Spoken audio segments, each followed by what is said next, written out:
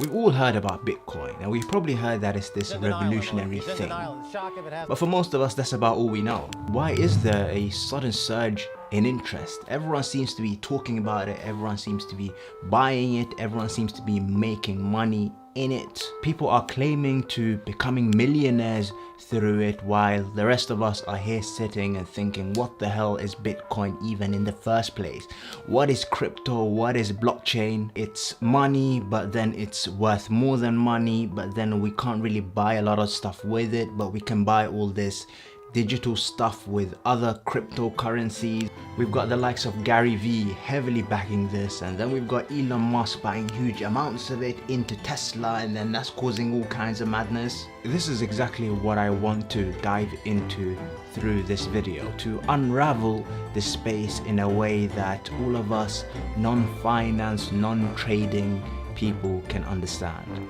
And the story begins with the inception of money in the first place. To us, trading with paper money has become a normal day-to-day activity. We don't question it, nor do we think deeply about where it originated. But before paper money existed, the way people would trade would be specifically through precious metals, which they would melt and make coins from. The reason why people would trade with these precious metals is because of their scarcity.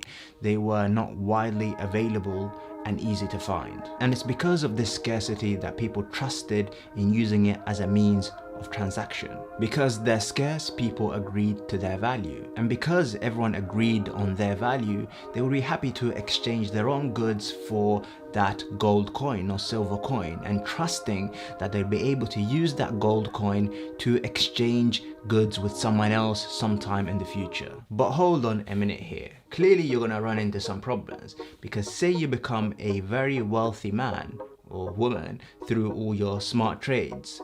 What are you gonna do with all those silver and gold coins that you stored up? Where are you gonna store them? You can't just be walking around with them casually on the streets in the year 200 AD. Some next man comes through and he ends up robbing you, and you're left there in an utter penniless state, contemplating the purpose of life now that you've lost all your life savings. And this is where paper notes came into fruition.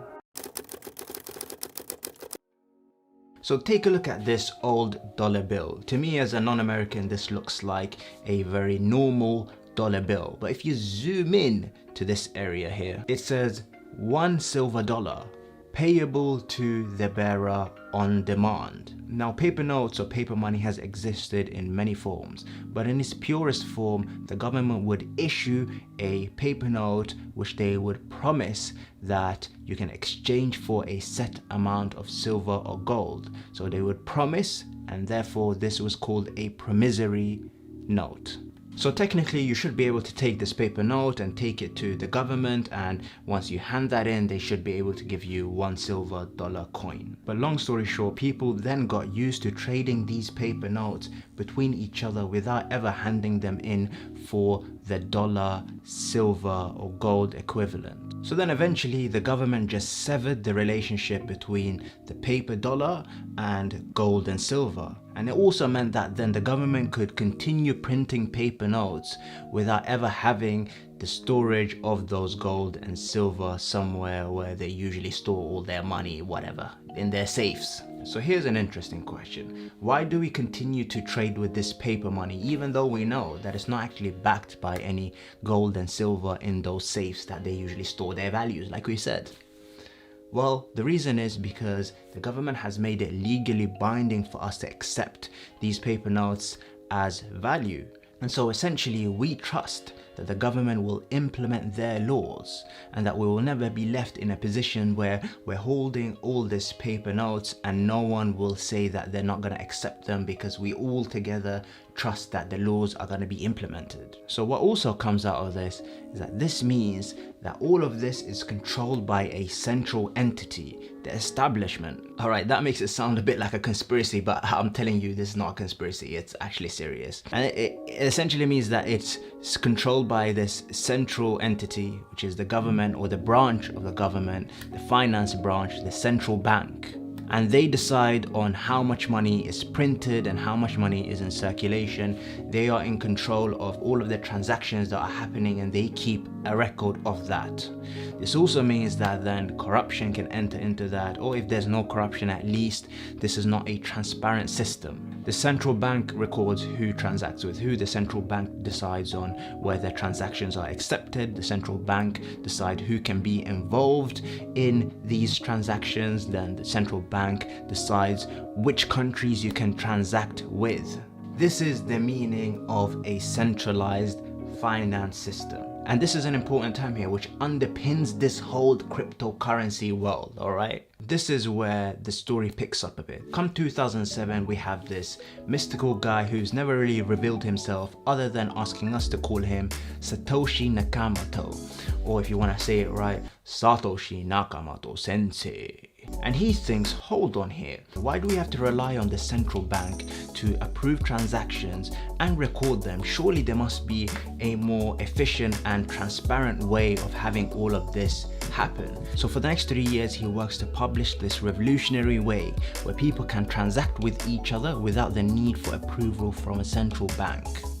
And he calls it Bitcoin, a peer-to-peer electronic cash system. Bitcoin is therefore the first ever cryptocurrency made. So this leads to the question, what is cryptocurrency? Vsauce here. I forget that joke. And cryptocurrency is essentially this money or digital money currency that has its distribution and creation regulated through cryptography. So what's cryptography? And cryptography just means that this whole process is virtually locked. No one can interfere with it. The transactions that are made are recorded publicly. Anyone can go back and see what transactions are being made. Everyone can see how much of that digital money is out there in circulation. When the transaction is made, it is verified and then recorded. No one can change those records, and no one can come in and try and create some fake money through it because it's digital. So how does Bitcoin actually work? And this is where it gets really interesting. When Satoshi made Bitcoin, he made it in such a way that only a limited amount of Bitcoins could be generated. And specifically, we're talking about only 21 million Bitcoins. Remember when we mentioned about gold and silver and the reason why we value them is because of scarcity? The exact same thing is happening here. So the way the whole thing works is that you have miners. Yeah, I mean, not miners, like miners, but you have miners, like you know how people mine gold and silver ores and stuff, yeah, miners. And these miners are essentially people with these supercomputers whose jobs are to solve these difficult algorithmical equations, and for solving these equations they are rewarded with bitcoins. And these bitcoins come, or they are generated from that 21 million Bitcoin possibility. The first Bitcoins ever made or generated were by Satoshi Sensei himself, where he mined those Bitcoins and he got some Bitcoins. Who knows, he might be somewhere around the world now with hella Bitcoins and he's rich, or he might have sold them or whatever. But back then, when you would mine Bitcoin or you would solve these equations, you would get about 50 coins for solving an equation. As people continue to solve these equations, they mine more coins, and more people then have coins to transact with each other. The question that comes out of this is, what's the significance of solving these algorithms and these equations in the first place? Well, remember that we said earlier on, when people transact with each other, these transactions need to be verified. The solving of these equations actually lead to the verification of Bitcoin transactions between people.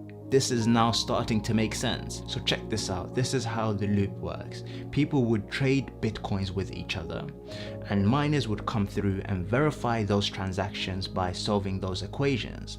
These miners then get a reward for solving that equation, and that reward comes in Bitcoin, either as a percentage from that transaction, but also by generating new Bitcoin. Now those transactions that get verified are then approved, and they are then recorded on this public ledger for everyone to see what transactions are happening. Each equation that is solved is known as a block and is connected to any of the previous transactions that had been verified. This connection between blocks is known as a chain, and this is where we get the name blockchain. All right, see how this all came together? And also now you can see how this system is decentralized. There is no central bank to decide or control how this whole process works. This process just works on its own. It's self-regulating. The other thing that's important to mention is the scarcity aspect. So every 4 years, the reward that people get for mining Bitcoin is halved. So we mentioned at the start, for mining Bitcoin, maybe people would get about 50 Bitcoins, and then it just continued to reduce. This also means that as time passes, it becomes harder to mine more Bitcoin because you need to solve more equations. At the moment, there are about 18 million Bitcoins that have been mined, so there are only about 3 million left.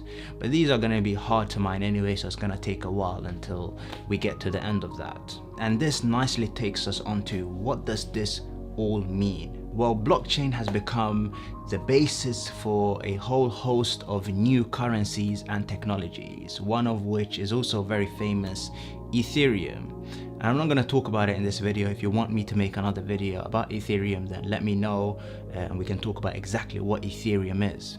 But essentially, Bitcoin came to solve the transparency issues of transactions between people and also to decentralize this whole thing.